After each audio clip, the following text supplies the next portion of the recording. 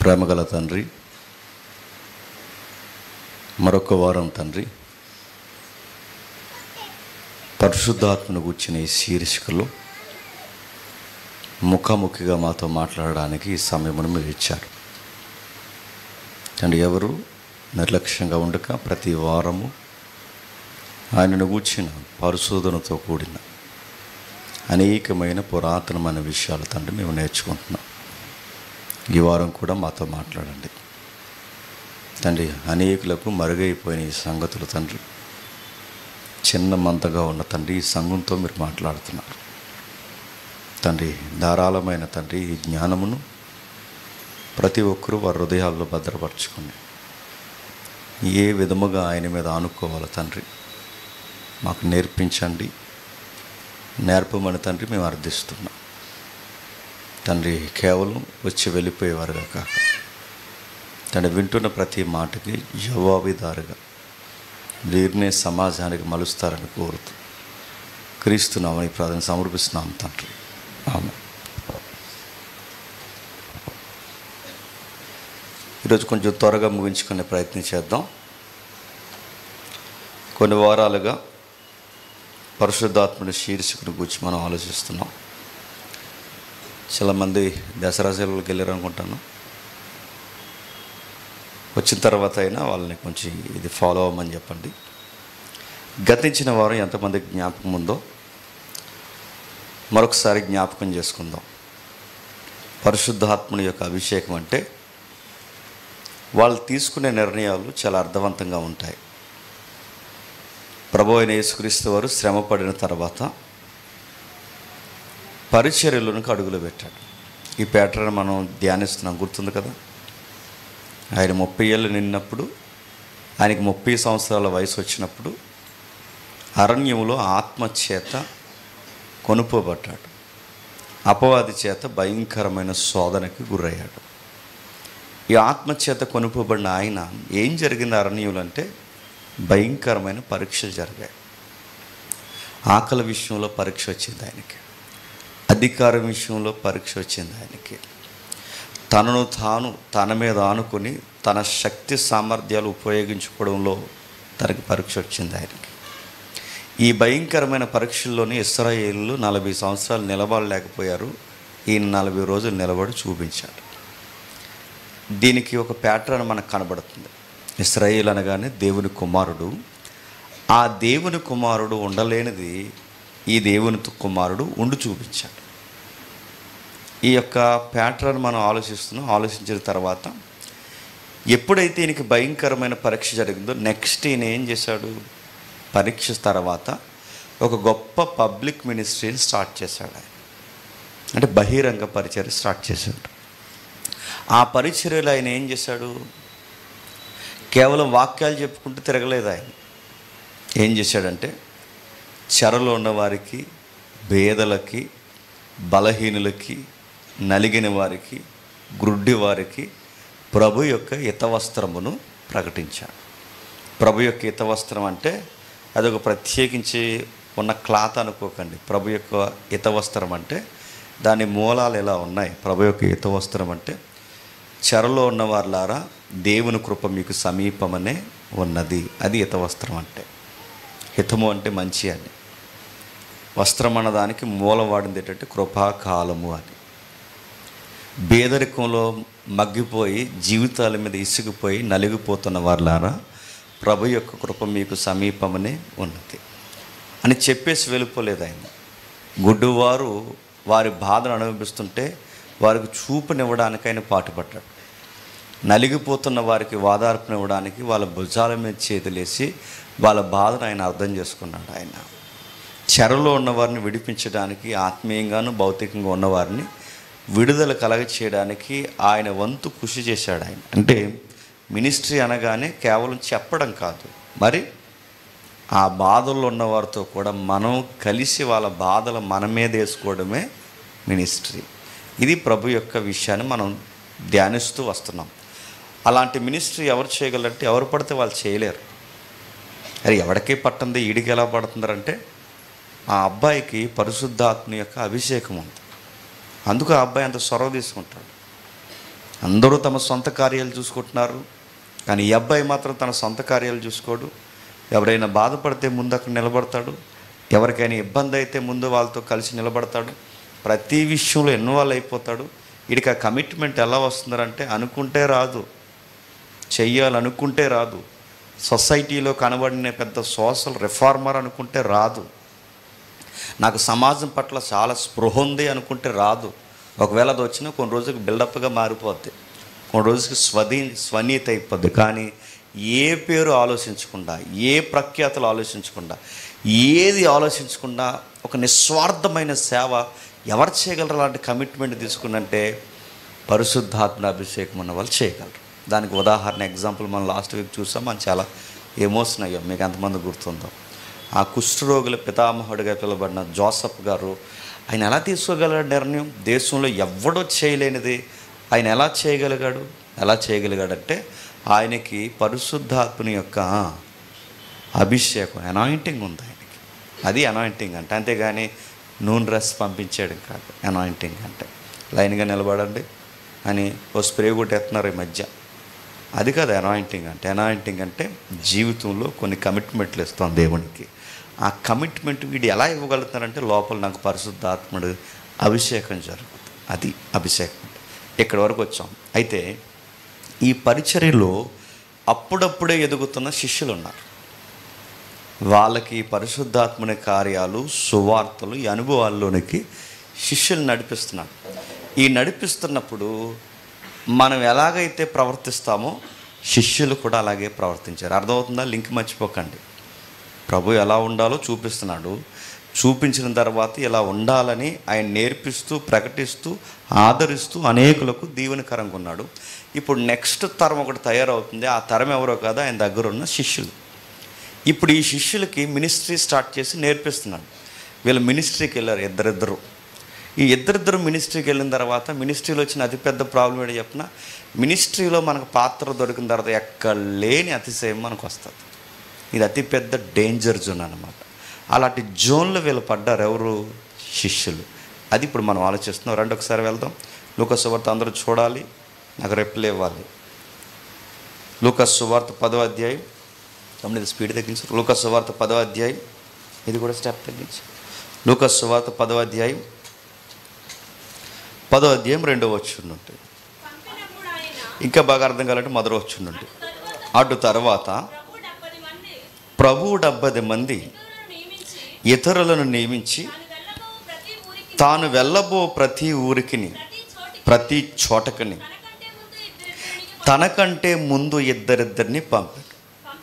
అర్థమవుతుంది ఆయన మినిస్ట్రీ ఎంత బాగుందో. పక్కా ప్లానింగ్స్ ఉంటాయండి ప్రభు అయిన యేసుక్రీస్తు వారికి. మనకే తిరమరం ఉండదు. మనకి అని ఒక సిస్టమేటిక్గా పరిచయం చేస్తాడు. ఇద్దరిద్దరిని 70 మంది సువార్థికుల్ని, 70 మంది ఎవాంజలిస్టుల్ని, 70 మంది మిషనరీస్ని ఇద్దరిద్దరిగా పంపిస్తున్నాడంటే మనకన్నా గట్టి మినిస్ట్రీ ఎవరిది? మనకు 70 మంది ఉన్నారా? వెళ్ళిపోనరా అంటే వెళ్ళేవాళ్ళు 4 ఉన్నా తినంగా వెళ్ళరు. మనకి ఇలా వెళ్ళరంటే దారిలో 70 పనులు చక్కబెట్టుకుని వెళ్తాడు. చేద్దారు మనకి రే అక్కడ ఆ మీటింగ్ మనం జాగ్రత్త, మనం జాగ్రత్త ప్లాన్ చేయాలంటే వీళ్ళు ఉన్నారు కదా పరమానంద శిష్యులు అందరూ, మాకు వచ్చేస్తున్నామనియా, దగ్గరలోనే ఉన్నామనియా, సిగ్నల్ అడిపోయిందని ఈ గొడవ మాకు. సరేలే మీరు వస్తే నాకు అర్థమవుతుంది, కానీ మన పని మనమే చేసుకుంటాం. మనలా కాదు వాళ్ళు. ఎందుకంటే ఆయన దగ్గర ఉన్నారు, ట్రైన్ అప్ అవుతున్నారు, వెళ్ళారు, ఇద్దరిద్దరుగా వెళ్తున్నారు, అంతా బాగానే ఉంది. అంటే పెద్ద మినిస్ట్రీయే. ఒక విధంగా 70 మందిలో కోల్పోయిన వారు సగం మంది కాదు, ఇంకా మెజారిటీ పోయినా 90% పోయినా లాస్ట్కి 12 మంది మిగులుతారు, అది వేరే విషయం. అయితే ఈ వెళ్ళిన వారు ఇద్దరిద్దరుగా వెళ్తున్నారు. సందర్భం మర్చిపోకండి. వెళ్ళాకట పంపినప్పుడు ఆయన వారితో ఇట్లా, నేను కోత విస్తారముగా ఉన్నది కానీ పనివారు కొద్దిమందియే. కాబట్టి కోత యజమానుడు తన కోతకు పనివారిని పంప వేడుకోండి. అంటే మినిస్ట్రీకి వెళ్ళే ముందు ఏం చేయమని చెప్తున్నాడు? ఏం చేయాలి? ప్రేయర్ చేయండి, ప్రార్థన చేయండి. వేడుకోండి అంటే ఏంటి? ప్రార్థన చేయండి. దేవా, చాలా విస్తారమైన కోత ఉంది, ఈ కోతను కోసే పని వాళ్ళు నీకు కావాలి. ఆ పనుల్లో ఒక పనులు మేము. ఎవరు? నీ కోత కోయడానికి వెళ్ళే శిష్యులమైన మేము పనులు. ఇప్పుడు చెప్పండి, మినిస్ట్రీ అంటే ఒక ట్యాగ్ చెప్పండి. పనోళ్ళు ప్రభువులం కాదు, ఎవరు చెప్పండి? పనోళ్ళు.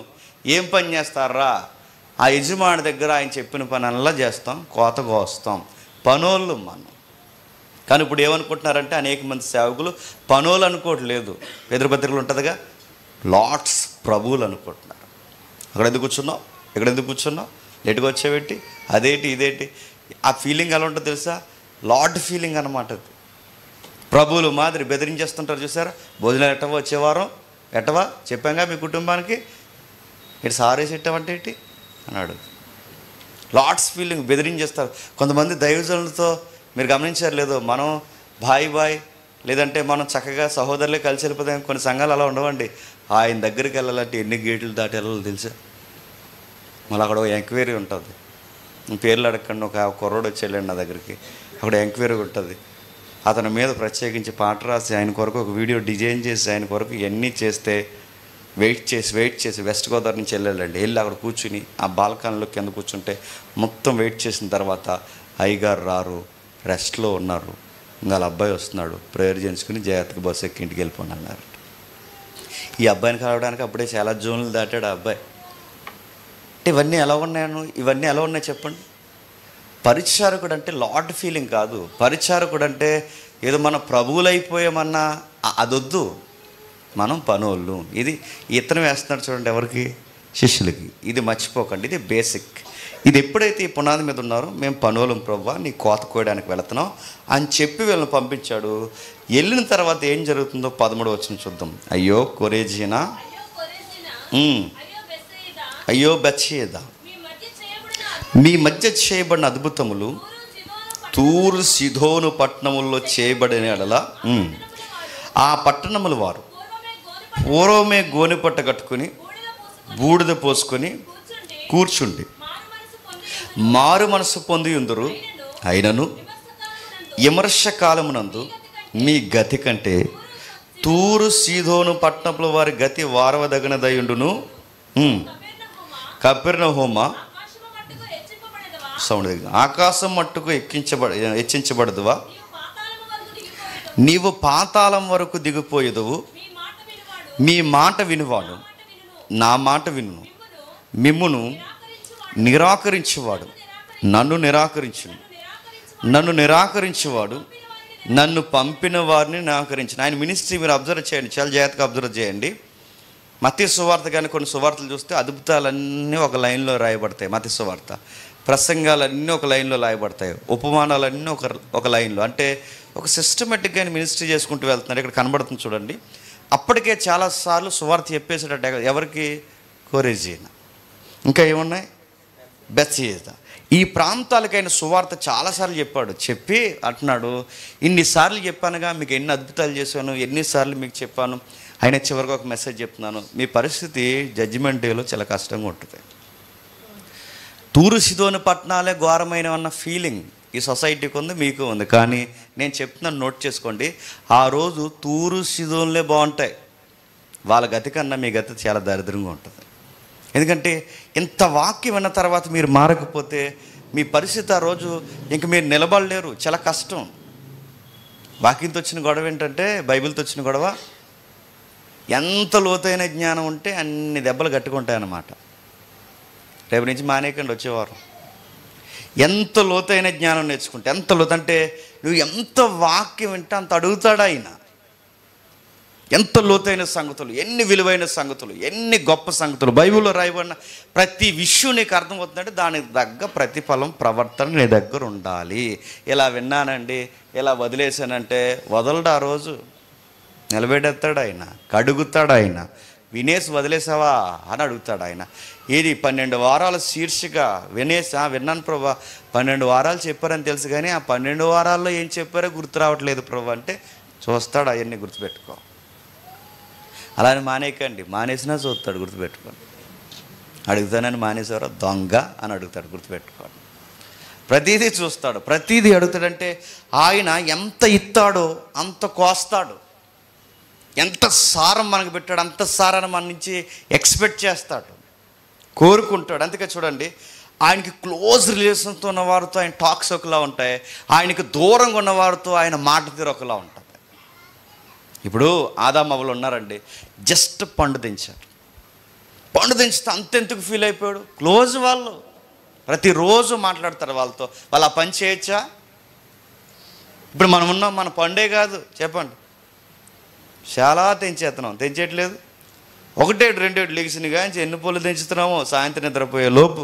అయినా దేవుడు వాళ్ళని భరిస్తున్నాడు. అంటే ఆదాముకి నీకు, బాగా వినండి, ఆదాముకి నీకంటే ఆదాముకి ఉన్న ఆయనకున్న సన్నిహిత్యం వేరు చెప్పండి, మనకి ఆయనకున్న సన్నిహిత్యం. అందుకే భరిస్తున్నాడు. ఎంత క్లోజ్ అయితే అటు నుంచి అంత రెస్పాన్స్ అలా ఉంటుంది. మోసే ఉన్నాడు, మోసే మాట్లాడవయ్యి అంటే వెళ్ళి కొట్టేశాడు. కొట్టేస్తూ ఊరుకున్నాడా? అంటే దేవుడితో ఎలా ఉంటుంది తెలుసా? క్లోజ్ అయిన వారి దగ్గర బాధ్యత ఎక్కువ కోరుకుంటాడు ఆయన. ఇప్పుడు భార్య ఉందండి, భార్య అప్పుడప్పుడు గొడవ అయినప్పుడు ఒక మాట తమ్ముడు చెప్తాడు ఎగ్జాంపుల్స్. భార్య గొడవ అయినప్పుడు ఓ మాట అంటుందండి, ఆ ఎదురింటిది ఏమన్నా పర్లేదండి, ఈ పొరుగింటిది ఏమన్నా పర్లేదండి, మీ చెల్లి ఏమన్నా పర్లేదండి అంటే. ఇదే మాట వాళ్ళు అన్నారుగా, 7 సారి గాలి అలా అన్ననే పట్టించుకోను. ఇదే మాట వీళ్ళు అన్నారు, అన్నే పట్టించుకోను. కానీ ఆ మాట చెప్పండి మీరు అనుకోండి, ఎందుకంటే వాళ్ళకి నాకున్న బంధం వేరు, మీతో నాకున్న బంధం. అంటే బంధంలో బాధ్యత ఉంటుంది అన్నమాట. అందుకే ప్రభు చెప్తున్నాడు, ఎంతగా ఎత్తితే, ఎంతగా ఎక్స్పెక్ట్ చేస్తే అంత లెక్క అడుగుతాడు ఆయన. కొరేజీనా అని అడిగాడు, బెస్సేది అని అడిగాడు, మీ పరిస్థితి ఘోరంగా ఉంది అని. అంటే ఓ పక్క చెబుతాడు, మరో పక్క మారకపోతే హెచ్చరిక మాటలు అందిస్తాడు. అద్భుతాలు చేశాడు, సూచక్రియలు జరిగించాడు, వాక్యం చెప్పాడు, సంచరించాడు, ఎన్నో విషయాలు చెప్పినా వాళ్ళకి పట్టలేదట. అప్పుడు 17లో ఏం జరుగుతుందో చూడండి. ఆ 70 మంది శిష్యులు సంతోషంతో తిరిగి వచ్చి మినిస్ట్రీకి పంపాడు కదండి. ఈ నెల్లేమో పాత ప్రాంతాలు ఏమున్నాయో వాటికి మళ్ళీ హెచ్చరిక చెప్తున్నాడు. ఈలోపు 70 మందిని ఆ ప్రాంతానికి ఇద్దరు, ఆ ప్రాంతానికి ఇద్దరు, ఆ ప్రాంతానికి ఇద్దరు మీరు వెళ్ళండి అని చెప్పాడుగా. ఈ గైగేలపాడు ఇద్దరు, ఇంకేమన్నా చెప్పండి, ఈ జగన్నాథగిరి, ఇంకే ప్రాంతం, ఇలా ఇద్దరిని పంపించేశాడు. ఈ పంపించేసిన అందరూ ఈ ప్రాంతాలన్నీ తిరిగిన తర్వాత మినిస్టర్ అయిన తర్వాత మళ్ళీ వెనక్కి వస్తారుగా, పరిచర్య అంతా అయిపోయిన తర్వాత వెనక్కి వచ్చారట. వెనక్కి వచ్చి ఆయనకు ఒక రికార్డ్ చెప్తున్నారు చూడండి. ఏం చెప్తున్నారు? ప్రభువా, దయ్యములు కూడా నీ నామం వలన లోబడుచున్నవని చెప్పగా ఆయన సాతాను మెరుపు వలె ఆకాశము నుండి పడుట చూసి తిని, ఇదిగో పాములను తేళ్లను త్రొక్కుటకు శత్రువు బలమంతటి మీదను మీకు అధికారం అనుగ్రహించి ఉన్నాను, ఏది మీకు ఎంత మాత్రము హాని చేయదు, అయినను దయ్యములు మీకు లోబడుచున్నవని సంతోషింపక మీ పేర్లు పరలోకమందు రాయబడి ఉన్నవని సంతోషించుటని ఆయన వారితో చెప్పిన. 2 వాక్యాలు చదివాక మీకు ఏమర్థమవుతుంది? శిష్యులు దేన్ని బట్టి సంతోషిస్తున్నారండి? దయ్యాలు వదిలిపోయాయి. నీ మినిస్ట్రీకి వెళ్ళిన తర్వాత మిగిలిన సువార్తలు ఉంటుంది, అనేకులు నీ నామమున స్వస్థత పొందుతున్నారు, దయ్యాలు లోబడిపోతున్నాయి, ఎన్నో విచిత్రమైన కార్యాలు జరుగుతున్నాయి. ఇలా కార్యాలు మా చేతుల మీద జరుగుతున్నప్పుడు మాకు ఎంత ఆనందం వచ్చేస్తుందో. ప్రభు అన్నాడు, ఆనందం వాటిని బట్టి ఉండకూడదు. దయ్యాలు మనకు లోబడుతున్నాయని ఆనందం అంటే మన అధికారాన్ని బట్టి మనకు ఆనందం ఉండకూడదు. మనకి స్వస్థతలు మన ద్వారా జరుగుతున్నాయని దాన్ని బట్టి మనకు ఆనందం ఉండకూడదు. దేవుడు మనకిచ్చిన గిఫ్ట్ని బట్టి మనకు ఆనందం ఉండకూడదు. అంటే ఆత్మ ఉన్న వారికి, బాగా వినాలి, ఆత్మ లేని వారికి వ్యత్యాసం ఎక్కడ తెలుస్తుందంటే వాడు దేనిని బట్టి ఆనందిస్తున్నాడో దాన్ని బట్టి చెప్పొచ్చు వాడికి ఆనందం ఉందా లేదా అని. వాడికి ఆనందం ఉందా లేదా చెప్పొచ్చు. ప్రభు తన ఆత్మ చేత నింపబడి నడిపింపబడుతున్న వ్యక్తి కనుక ఆయన అడుగుతున్నాడు ఏమనంటే దేన్ని బట్టి ఆనందించాలి? 20 అయినను దయ్యాలు మీకు లోబడుచున్నవని సంతోషింపక అంటే ఇలాంటి వాటిని బట్టి మీరు ఏం చేయకూడదు? సంతోషింపక, ఆనందించక మీ పేర్లు పరలోకమందు రాయబడి ఉన్నాయని సంతోషించుడని వారితో చెప్పాను. ఏమర్థమవుతుందండి? ఆయన సంతోషపడుతున్నారు, వీళ్ళు సంతోషపడుతున్నారు. అయితే ఆ సంతోషానికి ఈ సంతోషానికి తేడా ఉంది. ఆయన దేన్ని బట్టి సంతోషించమంటున్నాడు? పరలోకమందు దేవుడు మిమ్మల్ని ఎంపిక చేశాడని దేవుడిని బట్టి సంతోషించండి తప్ప మా ద్వారా గొప్ప మినిస్ట్రీ జరిగిపోతుందని సంతోషించకండి. ఇది కూడా ఒక విధముగా దేవునికి అసహ్యమైన కార్యము, గర్వము. దేవునికి నచ్చదు. దేవుడికి నచ్చని పాపాల్లో మరొక పాపం ఏంటంటే, అంటే ఆయన గెట్టనివి, ఆయన ఒప్పుకోనివి ఏంటంటే, నువ్వు చేస్తున్న పనిని బట్టి కూడా నువ్వు ఆనందించడం కూడా దేవునికి నచ్చదు. మనం ఆనందించాల్సింది ఏదైనా ఉంది అంటే, పరలోకమందు మా పేర్లు, అంటే అసలు మనకు అర్హత ఉందా? శిష్యులకు చెప్తున్నాడు, మనకు అర్హత ఉందా? ఏ భేదం లేదు, అందరూ పాపం చేసి దేవుడు అనుగ్రహించి మహిమను పొందలేకపోయారు. అలాంటి పాపులమైన మన పేర్లు ఆయన దగ్గరున్న గ్రంథంలో రాసుకున్నాడంటే ఎంత విచిత్రం. అర్హత లేని మనకి ఒక ప్లేస్ ఇచ్చి, ఒక పేజ్ ఇచ్చి అక్కడ పేర్లు రాశాడంటే, దీన్ని మీకెందుకు? దీన్ని బట్టి ఆనందించండి. దయ్యాలు వెళ్ళిపోతున్నాయి, రోగాలు పోతున్నాయి, వీటిని బట్టి ఆనందించడం ఏంటి? నాకు తెలుసు మీరు దయ్యాలు వదిలిపోయాయని నాకు చెప్తున్నారు, కానీ మీరు చెప్పకముందు ఒక విషయం నాకు తెలుసు. ఏం తెలుసు? 18లో ఆయన సాతాను మెరుపు వలె ఆకాశం నుండి పడేట చూసిస్తాను. అంటే ఆ మాటకు అర్థం ఏంటి? చాలామంది రకరకాలు చెప్పారు, కానీ అది కాదు అర్థం. ఇక్కడ మీరు ఈ చిన్న దయ్యాలు వదిలిపోయాయని మీరు తెగ ఫీల్ అయిపోతున్నారా, పెద్ద దయ్యం వచ్చేస్తుంది జాగ్రత్త అని చెప్పాడు అంటున్నారు. అది కదా అక్కడ అర్థం. దాని అర్థం వేరు, దాని అర్థం సందర్భంలో ఉంది. దాని అర్థం ఏంటంటే, దయ్యాలు వదిలిపోతున్నాయని మీరు చెప్తున్నారుగా, నాకు తెలుసు దయ్యాలు వదిలిపోవడమే కాదు, ఈ దయ్యాలు అంతటికి అధిపతి అక్కడ ఉన్నాడు పైన. ఆడి స్పేస్ ర్యాకెట్లో తిరుగుతుంటాడు పైన. ఎవడు? సాతానుగాడు. వాడు జనకుడు, వాడు పైన ఉన్నాడుగా. వాడిని నేను అబ్జర్వ్ చేస్తున్నాను. వాడిని అబ్జర్వ్ చేస్తుంటే నాకు అర్థమైంది, సువార్త సమాజంలో జరిగే కొలిది వాడు పైనుంచి ఎక్కడ పడుతున్నాడు చెప్పండి? కింద పడుతున్నాడు. అది దాని మీనింగ్ అక్కడ. అంటే ఎంత సువార్త చెబితే వాడు పడతాడు. వాడు పడుట చూసి తిని ఫాలిన్ అని ఉంటుంది గ్రీకులో. అంటే వాడి కింద పడుతున్నాడు. బిహేన్ వెల్డ్ అని ఉంది. అంటే నేను వాడు పడిపోవడం చూస్తున్నాను. ఎందుకు వాడు పడిపోతున్నాడు అంటే, మీరు ఇతర ప్రాంతాలకు వెళ్ళి సువార్త చెప్తున్నారుగా, ఆ ప్రాంతాల్లో ఆడ హవా తగ్గిపోతున్నప్పుడు, వాడి ఏజెంట్లు మీకు లోబడిపోతున్నప్పుడు, వీడి గవర్నమెంట్ కుప్పకూలిపోతుందని నాకు అర్థమైంది. వీడి గవర్నమెంట్ ఎక్కడ సేక్ అయిందంటే, ఇక్కడ వాడి ఏజెంట్లు ఈ విలేజెస్లో లోబడిపోతుంటే, ఈ విలేజెస్లో వాడు డౌన్ అయిపోతుంటే, వీడి గవర్నమెంట్ ఇక్కడ కూలుతుంటే వాడు అక్కడ కదిలిపోయి కింద పడిపోతున్నట్టు నాకు కనబడుతుంది. మీరు చెబుతున్నవి నాకు తెలుసు. వాడు భయపడుతున్నాడు, ఆందోళన చెందుతున్నాడు, కంగారు అయిపోతున్నాడు. గొప్ప మినిస్ట్రీయే మీరు చేస్తున్నారు, మిమ్మల్ని బట్టి వాడు కింద పడుతున్నాడు. అయితే వాడు పడుతున్నాడని వీళ్ళే కాదు, వాడు కూడా పడుతున్నాడని మీరు ఆనందించకండి. మరి దేనిని బట్టి ఆనందించాలి? అర్హత లేని మన పేర్లు తన జీవగ్రంథంలో రాసుకున్నాడని ఆనందించండి. అంటే ప్రభు మనసుకి శిష్యుల మనసుకి ఎంత వ్యత్యాసం కనబడుతుంది చూడండి. ఇక్కడ శిష్యుల్లాగా ఉండదు ఎవరో తెలుసా? మనము. ప్రభువులాగా ఎప్పటికీ ఆలోచించలేని వారు ఎవరో తెలుసా? ఆత్మ లేని వారు ఎప్పటికీ ఆయనలాగా ఆలోచించలేరు. ఆత్మ ఉన్నవారు ఆయనలాగా ఆలోచిస్తారు. అంటే పర సంబంధమైన విషయాల మీదే ఆయన కేంద్రీకరించాడు. ఆయన అడుగుతున్నాడు, మీరు దేన్ని బట్టి ఆనందిస్తున్నారు? ప్రభు యొక్క ఆత్మ తీవ్రత కలిగిన మిమ్మలను దేవుడు పాప నుంచి విడిపించి ఇక్కడ నిలబెట్టి మీ చేతికి ఒక పరిచర్య ఇచ్చాడంటే మీరు దేన్ని బట్టి ఆనందించాలి? ప్రభువుని బట్టి ఆనందించాలి. చాలామంది మాటల్లో మీరు గమనిస్తారు లేదో, నిన్నే ప్రార్థన చేసుకున్నామండి, దెబ్బకి విషయం క్లియర్ అయిపోయింది అంటాం. మీకు అబ్జర్వ్ చేయండి, ఈ టెక్స్ట్లో నుంచి, ఈ టెక్స్ట్ అనే కళ్ళద్దాల్లో నుంచి చూడండి. నిన్నే ప్రార్థన చేస్తుంటే దెబ్బకి విషయం క్లియర్ అయిపోయిందంటే, అంటే ఇప్పుడు నీ అతిశయం ఎందులో ఉంది? నేను ప్రార్థన చేశాను, చెప్పండి, నిన్నున్న సమస్య ఈరోజు పోయింది అంటే ఇప్పుడు నా అతిశయం చెప్పండి, నా ప్రేయర్లో దమ్ముందని ఓ సోప్ చేస్తున్నాను అన్నమాట పబ్లిక్కి. మా నాన్నమ్మ ప్రార్థన అంతానే అన్నారట. చెప్పండి, ఎవరిని గొప్ప చేస్తున్నావు నువ్వు? మీ నానమ్మని. మా నానమ్మ ప్రార్థన వల్లే మేము అందరం రక్షింపడ్డామండి అనుకో. మీ నాన్నకే దిక్కులేదు, మీ నానమ్మకి. మీ నానమ్మ అయినా మా నానమ్మ అయినా అందరి నానమ్మలు ఎవరు చెప్పండి, ఏ భేదం లేదు, అందరూ పాపలు. అంటే ఎవరు ప్రార్థనలు బట్టో రక్షింపడిపోమంటే దేవుడు కృప, ఆ ప్రార్థనకి జవాబు ఇస్తేనే చెప్పండి రక్షింపడతాం. మీ నాన్నమ్మ ప్రార్థనలో పవర్ కాదు, ఆయన కృప ఇవ్వాలి. ఆయన కృపిస్తేనే ఆ ప్రార్థన బట్టి రక్షింపడతాం. చాలామంది ఈ మాటలు మనకు కనబడుతుంటే, నేను ప్రార్థన చేశానండి వెంటనే కార్యం జరిగిపోయింది. అంటే ఇప్పుడు జనాల్లో ఆ ఫీలింగ్ ఉంటుంది చూస్తారు. జనాల్లో మీ ప్రార్థనలు దేవుడు వింటాడు లేదో తెలియదు కానండి, మేము ఇప్పుడు ప్రార్థన అలా చేస్తే చెప్పండి వెంటనే క్లియర్ అయిపోద్దండి విషయం. అంటే దీన్ని ఏమన్నాడు తెలుసా, అదే వద్దంటున్నాను అన్నాడు. ప్రార్థనలు బట్టి అతిశయించొద్దు, దయ్యాలు వదిలిపోతున్నాయని అతిశయించొద్దు.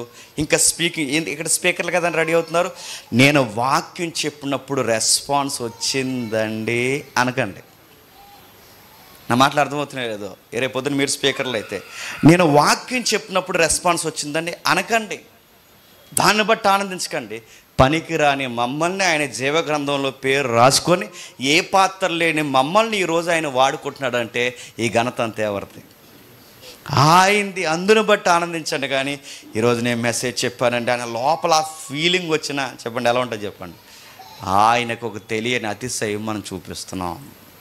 శిష్యులకి పాఠాలు నేర్పిస్తున్నాడు. మీరు స్వస్థతలు చేస్తున్నారని ఆనందించకండి, మీరు దయ్యాల్ని వదిలేస్తున్నారని ఆనందించకండి, మీ మెసేజెస్ జనాల్లో విచిత్రమైన స్పందన తీసుకొస్తున్నాయని మీరు ఆనందించకండి. దేనిని బట్టి మీరు ఆనందించకండి. మరో మాట ఉంది అక్కడ, దేవుడు మీకు ఇచ్చిన అధికారాన్ని గిఫ్ట్ని బట్టి కూడా ఆనందించకండి. ఎందుకంటే ఇది మీకు తెలియకుండా మిమ్మల్ని పాడు చేసే ఒక గర్వం. ఇది తెలియకుండా మిమ్మల్ని పాడు చేసే గర్వం. ఏదో ఒక గిఫ్ట్ దేవుడు ఇస్తాడండి మనకు, ఏదో గిఫ్ట్.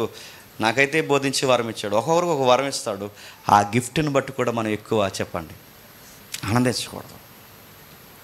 ఆయన అలా చెప్పాడు, కానీ అదే సీన్లో నేను ఉండుంటేనండి అనుకో, దెయ్యం వచ్చింది నీ దగ్గరికి అనుకో, అలా అనకూడదు. ప్రభు అదే చెప్తున్నాడు, అలాంటి విషయాలు ఏం మాట్లాడుకో. ఎందుకంటే నీ గిఫ్ట్ని బట్టి కూడా నువ్వు అతిశయించిన దేవుడికి అస్సలు నచ్చదు. నీకు తెలియకుండా నువ్వే పాడు చేసుకుంటున్నావు, ఆధ్యాత్మిక గర్వాన్ని తెచ్చి మీద వేసుకుంటున్నావు. చాలామంది మీరు చూడండి, విశ్వాసులు వాళ్ళని పొగిడినప్పుడు లోకస్తులు చాలా సంతోషిస్తారు. విశ్వాసులకి వారికి ఉన్నది. విశ్వాసులుగా మన లోకస్తులను పొగిడామనుకోండి, వాళ్ళు చాలా ఆనందిస్తారు. ఎస్ ఎస్ ఎస్ అంటారు.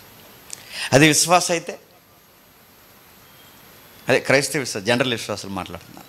ఇప్పుడు బయట వాళ్ళు మనం పొగిడామనుకోండి, ఇల్లు ఏం కట్టారండి, ఏముంటారండి మీరు, అలాగండి ఇలాగండి అనగానే మనం పైకి వదిలేండి అంటాం, కానీ లోపల చెప్పండి అది మరి మనతో అలా ఉంటుంది అన్నట్టు మాట్లాడుకుంటాము. ఇదే పొగడతలు మనం పొగిడితే ఏమంటాం చెప్పండి, చెప్పనా? మనం ఏమంటామంటే, దేవుడు విశ్వాసగా మనం పొగిడితే మనం ఎలా చెప్పుకుంటాం, వాళ్ళు బయట వాళ్ళు ఏం చెప్పలేక అలాగండి ఇలాగండి వద్దండి అంటాం. మనం ఎలా చెప్పుకుంటామంటే విశ్వాసులుగా, మమ్మల్ని దేవుడు అంతలా దీవించాడు బ్రదర్, మమ్మల్ని ఇక ఇల్లు ఇచ్చాడు బ్రదర్, మాకు దేవుడు అలా దీవించాడు బ్రదర్ మమ్మల్ని. ఆ మాటలు చూసారా మీరు, వింటుంటే మీకు ఏమనిపిస్తుందండి? గొప్ప సెటిల్డ్ అండి, మా పిల్లలందరూ గొప్పగా సెటిల్ అయిపోయారండి. ఒకడు యూఎస్ఏలో ఉన్నాడండి, ఒకడు లండన్లో ఉన్నాడండి. ఏం చేస్తున్నారండి అక్కడ? జాబ్స్ చేస్తున్నారండి. ఎంతండి నెలసరి స్కేల్ ఎంత, జీతం ఎంత అంటే మినిమం ఒకడికి 1,50,000 ఉంటుందండి, మరొకడికి 2 లక్షలు. దేవుడు గొప్ప బ్లెస్సింగ్ ఇచ్చాడండి మా ఫ్యామిలీకి. మా ఆవిడ కూడా గవర్నమెంట్ టీచర్ అండి. నేను కూడా రిటైర్ అయ్యానండి, ఇప్పటికీ నాకు ఆఫ్ స్కేల్ వస్తుందండి. దేవుడు బ్లెస్ చేసి పడేసి మాకు అనారోగ్య సమస్యలు ఏమీ లేవండి, మా ఇంట్లో అంత శాలరీ బాగుంటుందండి. అసలు ఎవరికి అప్పు ఇవ్వమండి, ఎవరి దగ్గర అప్పు తీసుకోమండి, మేమే అప్పిస్తామండి. ఎప్పుడు మేము బస్సులో కూడా వెళ్ళమండి, ఫ్లైట్లోనే తిరుగుతామండి. బ్లెస్సింగ్ అండి అంతా దేవుడు. ఇది ఎలా ఉంటుందండి?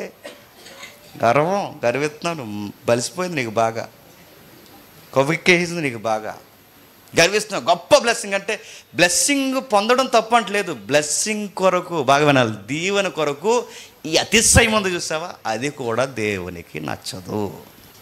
నీకు ఇచ్చిన గిఫ్ట్ని బట్టి నువ్వు అతిశయించిన దేవునికి నచ్చదు. నీకు ఇచ్చిన వరమును బట్టి నువ్వు ఎంత అతిశయించిన దేవునికి నచ్చదు. నువ్వు ఏదైనా, అది ప్రసంగమైన, ప్రార్థన అయినా, స్వస్థత అయినా, దయ్యాలు వదిలించే కార్యక్రమం అయినా, మనుషులకు పట్టే జాడ్యాన్ని వదిలించే కార్యక్రమాలు నీ ద్వారా ఎంత జరిగినా నువ్వు సంతోషించాల్సింది ఏదన్నా ఉంది అంటే, పరలోకమందు అర్హత లేని మా పేర్లు అక్కడ రాసుకున్నాడు. అందుకే దేవుడు మమ్మల్ని వాడుకుంటున్నాడు. ఇదే ఆనందం ఉండాలి మనకి. మన స్వనీతి మనకు ఆనందం అయితే దేవుని చిత్తాన్ని జరిగించేవారు కదా. అందుకే ప్రభు ఆలోచన ఒకలా ఉంది చెప్పండి, ట్రైనింగ్లో ఉన్న శిష్యుల యొక్క ఆలోచన ఒకలా ఉంది. అలా మనలాగా ఆలోచిస్తున్నారు. అందుకే 20 వచనంలో ఏమని రాస్తున్నాడు మరలా ఒకసారి చదువుకుందాం. అయినను దయ్యములు మీకు లోబడుచున్నవని సంతోషింపక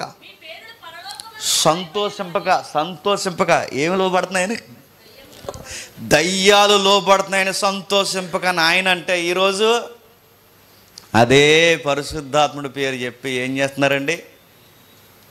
దయ్యాలను వదిలించేస్తున్నాను. ఎంత పబ్లిసిటీ, ఎంత ఎంత బిల్డప్. రమ్మంటున్నారు, ఓయ్ రాయలాగా అన్నాడట. చూస్తున్నారు వీడియోలు అవి, చూడండి ఎంత మళ్ళీ ఎంత అతిశయమో. ఏళ్ళనే వద్దన్నాడు. ఏళ్ళెవరండి ఈ మధ్య తయారయ్యారు. వాళ్ళు వచ్చి ఇలారా నిలబడి ఇక్కడ అన్నారు. వచ్చింది 4 తీసుకుని వస్తారు ఏజెంట్లు. ఇలా తీసుకుని వస్తే అక్కడ అలా ఊగుతుంటుంది, ఇలా చూస్తుంది ఎర్రగా. ఏంటి అలా చూస్తున్నావు అన్నాడు. అలాగే చూస్తాను అందంట. ఎక్కడి నుంచి వచ్చావు అన్నాడు. అక్కడి నుంచి వచ్చాను అందంట. ఏం పేరు నీ పేరు అని అడిగితే ఆవిడ అందే, నీది ఎల్లా అందే. మరి తెలియాలి కదండి. పో అన్నాడు. చూసింది అలాగా. పో అన్నాడు. చూసింది అలాగా. పో అన్నాడు. చాలా చూసాం అలాంటి అంది ఆవిడ. చూసారా ఆవిడని? ఆ వీడియో చూసారా? ఈ వీడియోలు ఎంత ఎటకారం చేస్తున్నారండి బయట. పో ఇలా పో అనగానే, ఏంటి నీ పేరేంటి? దొరగమ్మ అందంట. ఎవరో ఇలాంటి పేర్లన్నీ ఆ బయట వాళ్ళకి ఎంత ఎటకారం అవుతుందండి.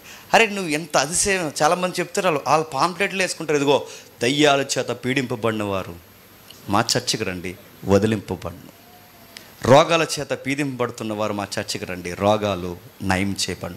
గొప్ప అభిషేకం కలిగిన సంఘం ఏదన్నా ఉంది అంటే అది మా సంఘమే, మా చర్చికి రండి.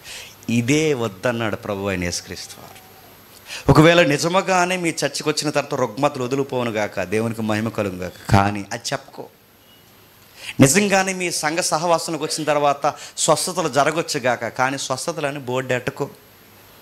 నిజముగానే పట్టిన పీడిత దయ్యాలు, పతనమైపోయిన ఆత్మలు ఏమన్నా ఉండి వాడిని అపవిత్రపరుస్తుంటే ఆ అపవిత్ర ఆత్మలు నీ దగ్గర వదిలిపోవును గాక, కైనను వాటిని చెప్పుకో, అతిశయించుకో, వాటి గురించి చెప్పుకో. నువ్వు ప్రేయర్ చేస్తే నిజంగానే బిడ్డలు పుట్టొచ్చుగాక, అయినను నేను ప్రేయర్ చేయడం వల్ల బిడ్డలు పుట్టారని చెప్పుకో. మా చర్చికి రావడం వల్ల స్వస్థత చెప్పుకో. ఎందుకంటే ప్రభు వద్దంటున్నాడు. వీటిని బట్టి సంతోషించక. మీరు సువార్త చేసే కొలది వాడు కూడా పడిపోతున్నాడు, అది నాకు తెలుసు, అయినను వాడు పడిపోతున్నారు, వాడిని పడగొట్టేస్తున్నారని కూడా సంతోషించక. అసలునే మీరు పడగొడుతున్నారు సువార్త చెప్పి, అయినా సంతోషించక. ఎందుకంటే వాడిని పడేస్తున్నామన్న సంతోషంలో మీరు పడిపోతారు, వాడిని తీసేస్తున్నామన్న ఆనందంలో మిమ్మల్ని మీరు పాడు చేసుకుని మీరే జీవగ్రంథంలో మీ పేర్లు తీసేసుకుంటారు. మినిస్ట్రీలో చాలా ప్రమాదం ఉంది. నన్ను ఫాలో అవుతున్న శిష్యులారా, సువార్త చేయడం ఎంత ప్రాముఖ్యమో సువార్తలో అలాగే అతిశయించడం కూడా అంత ప్రమాదం. అందుకే ఈ యొక్క వైఖరి శిష్యులకు వద్దంటున్నాడు. ఎందుకంటే ఇలా వైఖరి నేర్చుకునే మొత్తం పాడైపోయారు ఆ పరిచయలు శాస్త్రం. అలా మంచి మాటలు చెప్తారు తెలుసా, ధర్మశాస్త్రం చెప్తారు, యెహోవాను గురించి ప్రకటిస్తారు, అన్నీ బాగా చెప్తారు, కానీ సోయప్ ఎక్కువైపోయింది వాళ్ళకి.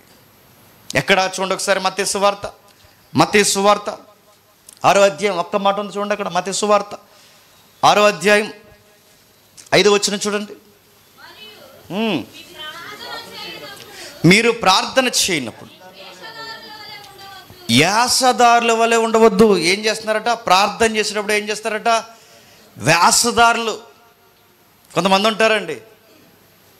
ప్రార్థన చేసినప్పుడు కూడా ఎంత వ్యాసదారులు. కొంతమంది మనం భోజనాల్లో ముఖ్యంగా ఈ చూస్తుంటాం. మనం భోజనాలు చేస్తున్నప్పుడు భోజనాల దగ్గర ప్రేయర్ చేసుకుంటారు.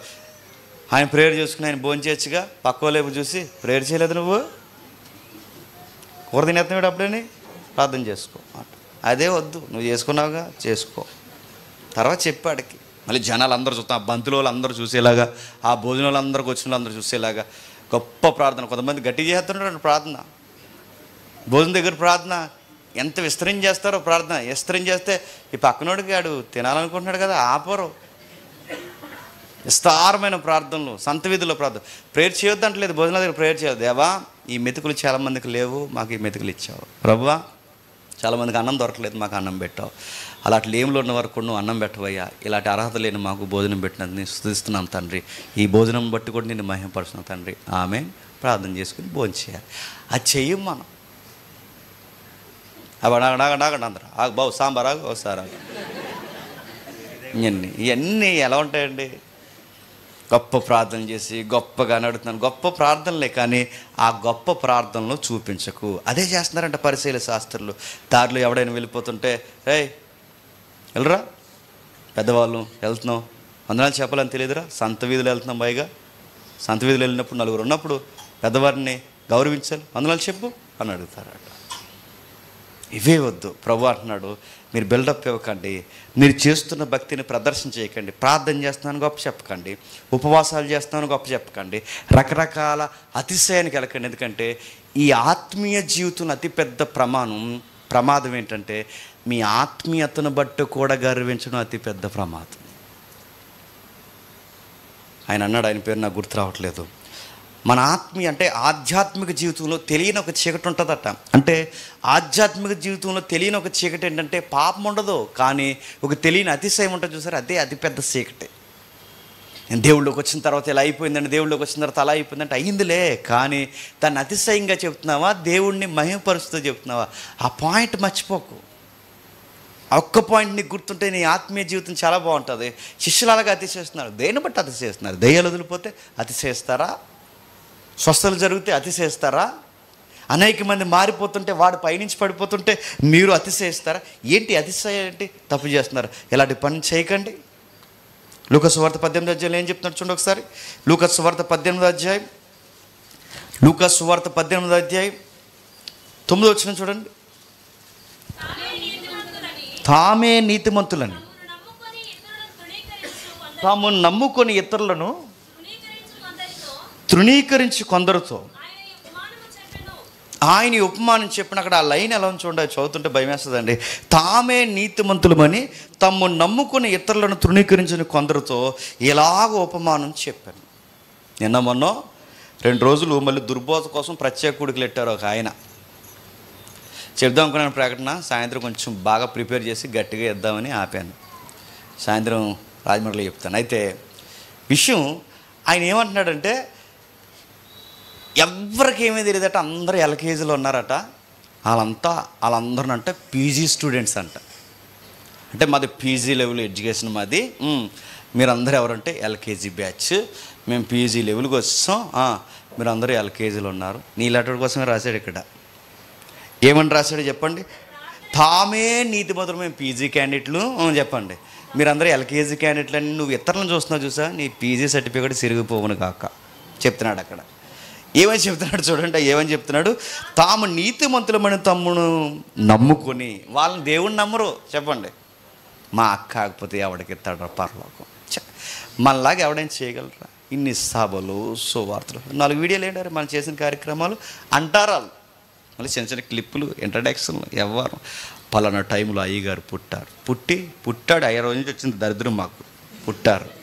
పుట్టారు అయ్యగారు ఎలా చేశారు, అయ్యగారు అలా చేశారు, అది మన పీజీ లెవెల్ స్కేల్ మనది అన్నారు.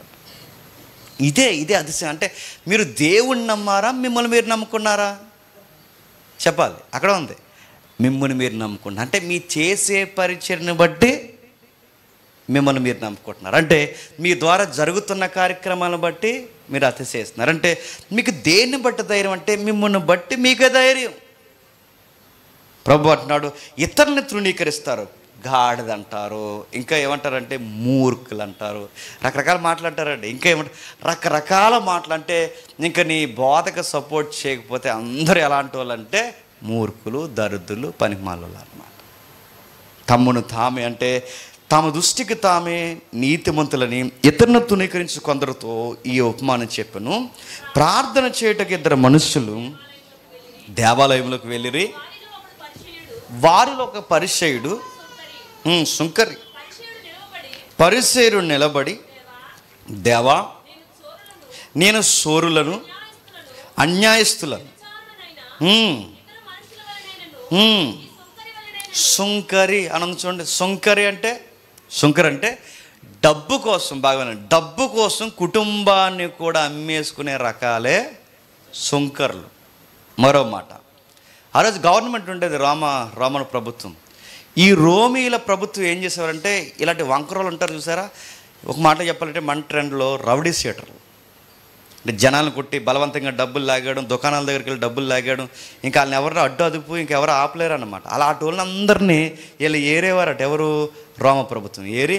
ఈ ఏరియాలో బాగా మూర్ఖుడు ఎవడు ఉన్నాడు రా, ఆడు వసూలు అన్నెలు రమ్మనండి, తీసుకొచ్చాడు. చెప్పారు, అబ్బాయి ఇలా గుర్తుపెట్టుకో, ఎంత వసూలు చేస్తావు వసూలు చేసుకో, ఎంత ప్రజల దగ్గర లాగుతావో లాక్కో, కానీ మాకు నెలకి ఎంత పర్సంటేజ్ మాకు ఇచ్చేసి పైదంతా నువ్వు తీసేసుకో. ఇది సుంకర్లు. ఒక మాటలో చెప్పాలంటే రౌడీ థియేటర్లు. ఒక మాటలో చెప్పాలంటే ప్రజలకు భారం అయిపోయిన వారు.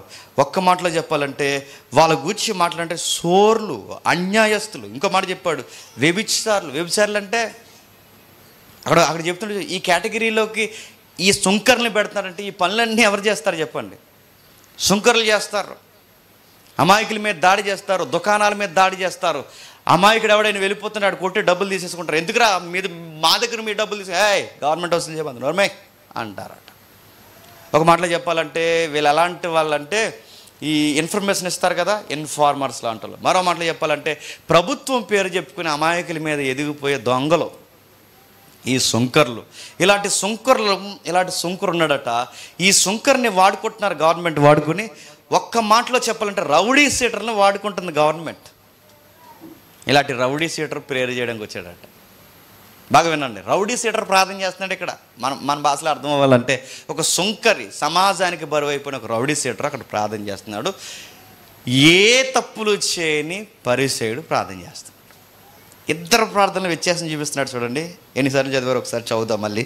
పరిసయ్యుడు నిలబడి, దేవా నేను సోర్లను, అన్యాయస్తులను, వ్యభిచారులైన ఈ ఇతర మనుషుల వలనైనను, ముఖ్యంగా ఈ సుంకర వలనైనా ఉండనందుకు నీకు కృతజ్ఞతాస్తుతులు చెల్లిస్తున్నాను. వీళ్ళు ఏంటండి, వీళ్ళ అతిశయం ఏంటి చెప్పండి? నేను ఆడికలా లేను ప్రభా, నేను ఈడికలా లేను ప్రభా, నేను వీలకలా లేను ప్రభా, నేను ఏలకలా లేను ప్రభా. ఈ అవసరం అంటే దేవునికి చెప్పడం? ఇవన్నీ చెప్తున్నాడు. అన్ని ప్రార్థన అర్థవంతంగా చేస్తున్నాడు చూడండి. వారంలో 2 మార్లు ఉపవాసం ఉంటున్నాడు. ఉపవాసం ఉండడం తప్ప రైటా? రైటే, కానీ ఉపవాసం ఉంటున్నానని చెప్పండి. ఇంకెవ్వరు ఉపవాసం ఉండలేదు, మేమే ఉపవాసం ఉంటున్నామని చెప్పుకోవడం తప్పు. వారానికి 2 మార్లు ఉపవాసం ఉంటున్నాం ప్రభువా, నా సంపాదన అంతట్లో 10వ వంతు చెల్లించుచున్నానని తనలో తాను ప్రార్థించుండు. ప్రార్థనలు ఏం చెప్తున్నాడండి? ఇప్పుడు ఈ ప్రార్థన అంతా చదువుతున్నాం. వాళ్ళలాగా లేను, వీళ్ళలాగా లేను, వారానికి 2 మార్లు ఉపవాసం ఉంటున్నాను, నా కష్టార్జితంలో డబ్బు కూడా నీ పరిచర్యకి, నీ దేవాలయానికి ఇస్తున్నాను, ఇవన్నీ చెప్పుకుంటున్నాంటే ఈ ప్రేయర్లో ఎక్కువగా దేవుని కనబడుతున్నాడా, నేను ఇలా ఉన్నానని తన గూర్చి తాను చెప్పుకుంటున్నా తన కనబడుతున్నాడు చెప్పండి? సెల్ఫ్, స్వనీతి కనబడుతుంది. ఆ స్వనీతిని చూపించుకుంటున్నాడు. ఇదిగో ఇలా ఉన్నాను, నీకు చాలా ఇస్తున్నాను, నా సంపాదన అంతట్లో ఎంత వంతు నియమించావు అంత వంతు నీకు నియమిస్తున్నాను అని చెబుతున్నాడు. అయితే సుంకరి ప్రార్థన చేస్తున్నాడు. అయితే సుంకరి దూరముగా నిలుచుండి ఆకాశం వైపు కనులెత్తుటకైన ధైర్యము చాలక రొమ్ము కొట్టుకొనుచు, దేవా పాపినైన నన్ను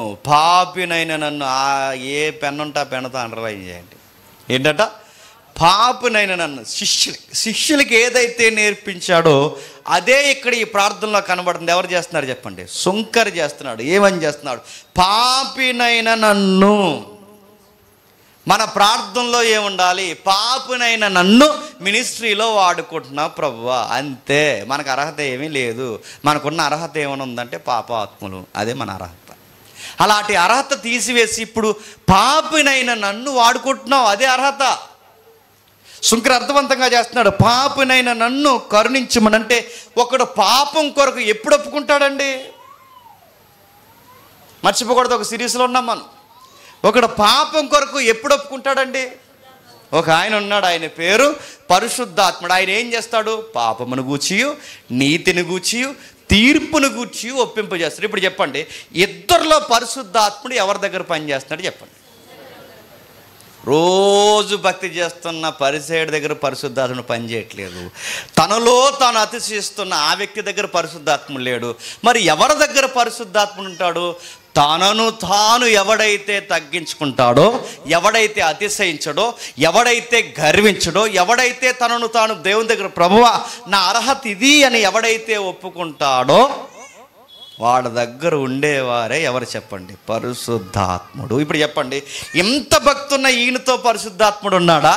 తనను తాను పాపిగా గుర్తించుకుని ఒప్పుకొని పశ్చాత్తాపడి రొమ్ము కొట్టుకొని దేవా మాకు ఏ అర్హత లేదు, చావడం తప్పని తగ్గించుకుని ఎలాంటి పాపాన్ని ఒప్పుకొని ఎలాంటి వారి దగ్గర పరిశుద్ధాత్మ ఉంటాడు చెప్పండి? అలాంటి వారి దగ్గర, తగ్గించుకున్న వారి దగ్గరే పరిశుద్ధాత్ముడు. అందుకే సుంకరి తనను తాను తగ్గించుకున్నాడు, ఒప్పుకుంటున్నాడు, పరిశుద్ధాత్ముడే ఒప్పిస్తున్నాడు. ఒకడు పాపాన్ని వరకు ఒప్పుకోగలడండి. నేను ప్రసంగం చేయడం వల్ల వాళ్ళు మారిపోయారు అనకండి. నేను ప్రసంగం చేసినా నా ప్రసంగం వెనకాల పరిశుద్ధాత్ముడు ఇన్వాల్వ్ అవ్వకపోతే ఒక్క పాప కూడా మారడు.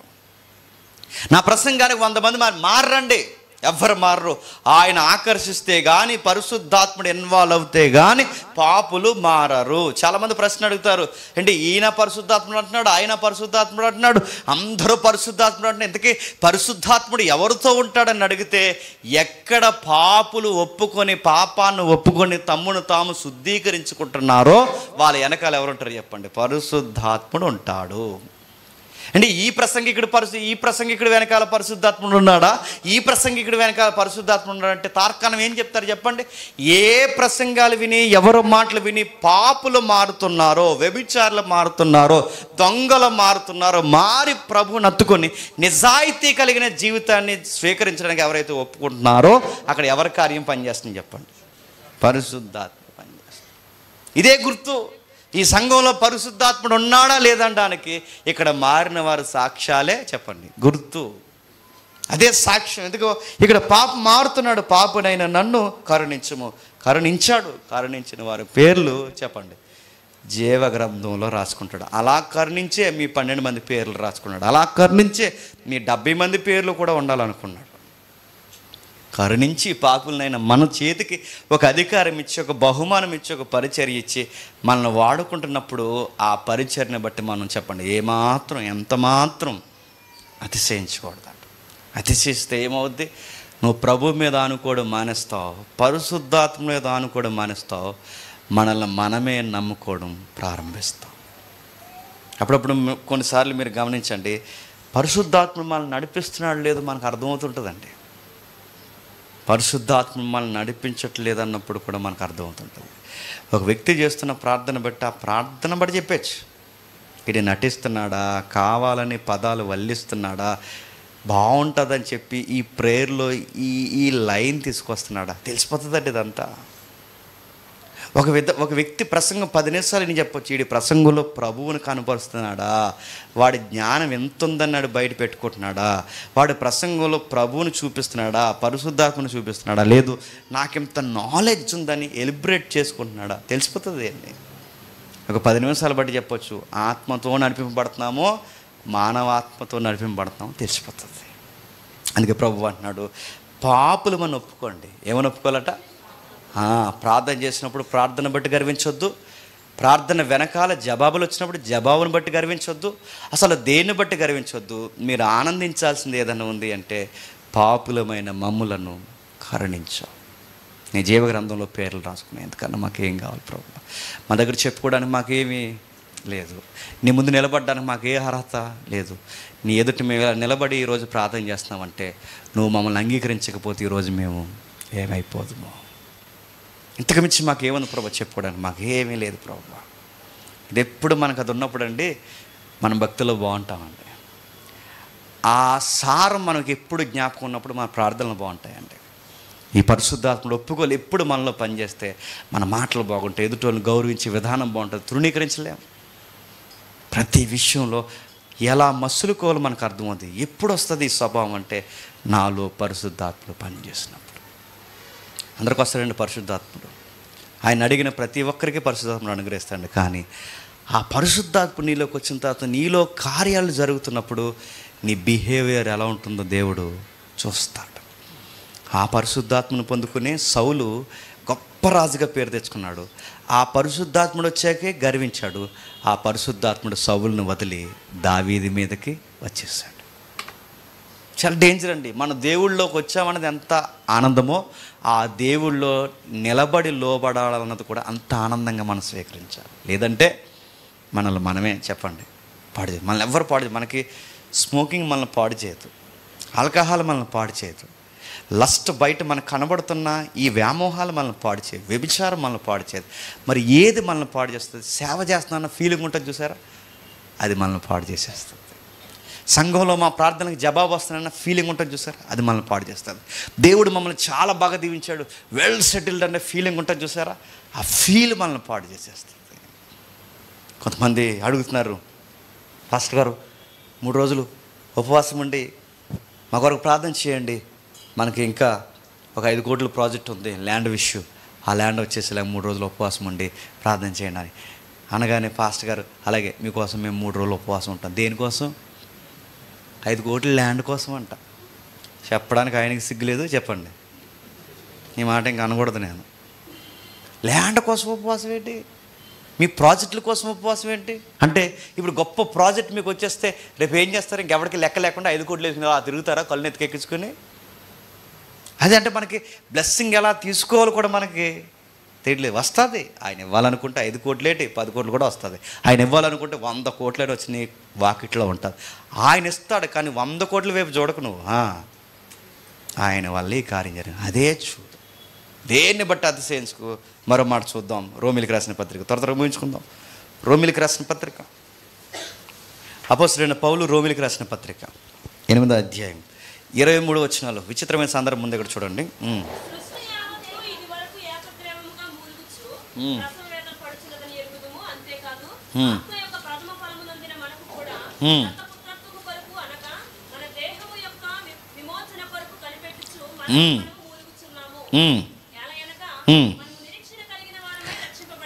మనం నిరీక్షణ కలిగిన వారమే రక్షింపబడుతుంది. నిరీక్షింపబడినది కనబడినప్పుడు నిరీక్షణతో పని ఉండదు. తాను చూచుచున్న దాని కొరకు ఎవడు నిరీక్షించును? మనము చూడని దాని కొరకు నిరీక్షించిన ఎడల ఓపికతో దాని కొరకు కనిపెడదాం. ఆగుదాం. 23 నుండి 25 వరకు చదివాం. ఈ చదివిన చిన్నపాటి టెక్స్ట్లో ఏమర్థమైంది? యథార్థంగా ఒప్పుకుందాం, మన బొంద మనకు ఏమర్థం అవ్వలేదు. ఏముందంటే అక్కడ ఉందో చూడండి. అంతేకాదు ఆత్మ యొక్క ప్రథమ ఫలం నొందిన మనము కూడా దత్తపుత్రత్వం కొరకు అనగా మన దేహము యొక్క విమోచన కొరకు కనిపెట్టుచు మనము మనలో మూలుగుచున్నాము. ఇప్పుడు ప్రశ్న, దత్తపుత్రత్వం కొరకు అనగా మన దేహము యొక్క విమోచన కొరకు. ఇప్పుడు వినండి, ఈ పాత దేహం పోయి ఒక కొత్త దేహం వస్తుందని దాని కొరకు కనిపెడుతున్నామంట. ఇప్పుడు ఈ లైన్ మీకు అర్థమైపోవాలి. అంటే ఈ దేహము పోయి మరొక కొత్త దేహం వస్తుందని కనిపెడుతున్నామంట. క్రొత్త దేహం ఎప్పుడు వస్తుంది చెప్పండి? క్రొత్త దేహం ఎప్పుడు వస్తుంది? రెండవ రాకడ జరిగినప్పుడు పునరుద్ధానంలో వస్తుంది. అంటే ఇప్పుడు మనం అందరం దేని కొరకు కనిపెడుతున్నామంటే పునరుద్ధానం ఎప్పుడు జరుగుతుందా అని కనిపెడుతున్నాం. ఏ పునరుద్ధానం? ప్రపంచ పునరుద్ధానం. తమ తమ వరుసల్లో లేస్తారని చూసారా? ఆ పునరుద్ధానం కొరకు ఆత్మ పొందుకున్నవారు, ప్రథమ ఫలం పొందిన మనము కూడా ఆ జీవితం ఎప్పుడు వస్తుందా అని ఎదురు చూస్తారు. అంటే ఆత్మ పొందుకున్న వారికి ఉండే గుణం ఏంటంటే ఈ జీవితం మీద ఉండదంటే వాళ్ళకి, మరి ఆ జీవితం ఎప్పుడు వస్తుందా అని ఎదురు చూస్తారు. నీకు ఈ జీవితం మీద బాగా పిచ్చెక్కిపోతుంది అనుకో, నీలో ఎవరు లేరు చెప్పు? అది నీకు ఈ జీవితం మీద పెద్ద మనసు రావట్లేదు, కానీ రాబోతున్న జీవితం కొరకు నీకు మనసు ఎక్కువగా మూలుగుతూ ఎప్పుడు వెళ్తానా, ఎప్పుడు దేవుడు వస్తాడా, ఎప్పుడు ఈ నూతనత్వం ధరించుకుంటానా, ఆ నిత్యత్వంలో ఎప్పుడు అడుగులు పెడతానా, ఈ ఆశ ఎప్పుడైతే లెగుస్తుందో ఈ కార్యం లోపల ఎవరు చేస్తున్నారు?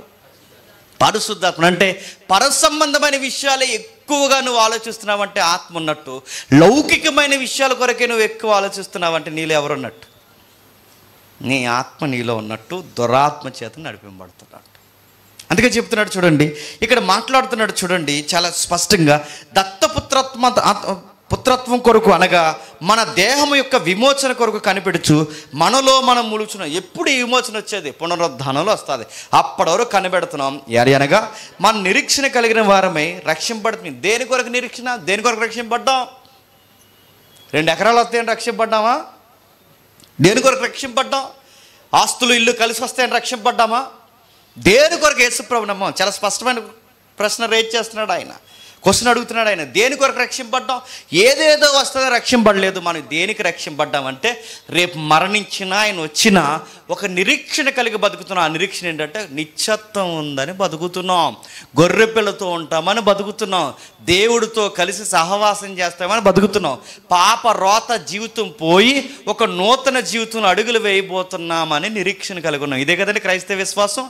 ఇలా కాకుండా ఏ విశ్వాసం ఉన్నా మీరు తప్పుడు విశ్వాసం ఉన్నా గుర్తుపెట్టుకోండి. మీరు యేసుప్రభుని ఏ విషయం మీద నమ్మారు? దేన్ని బట్టి? ఆయన నాకు ఒక రోజు నిత్యత్వం ఇస్తాడు, ఆయన నాతో పాటు చేయబట్టుకుని ఉంటాడు, నా ప్రతి బాష్ప బిందువును తుడిచివేస్తాడు, ఎండకి వానకి లేకుండా ఒక నిత్యమైన ఆనందం ఇస్తాడు. ఆ జీవితం కొరకే నిరీక్షణ కలిగి బతుకుతున్నాను. ఈ యొక్క విజన్ ఎవరికైతే ఉంటుందో వాళ్ళ పరిశుద్ధాత్మ నిరీక్షణ కలిగిన వారు.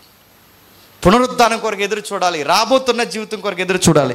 ఎవరైతే ఇది ఎదురు చూస్తారో వాళ్ళకి పరిశుద్ధాత్ముడి యొక్క నిరీక్షణ వాళ్ళు కలగజేస్తున్నాడట. కలగజేసి వాళ్ళు ఎదురు చూస్తున్నారు నిరీక్షణతో.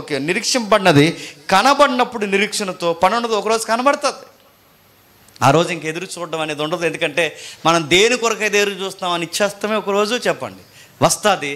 ఆ రోజు ఆ నిరీక్షణతో పని ఉండదు.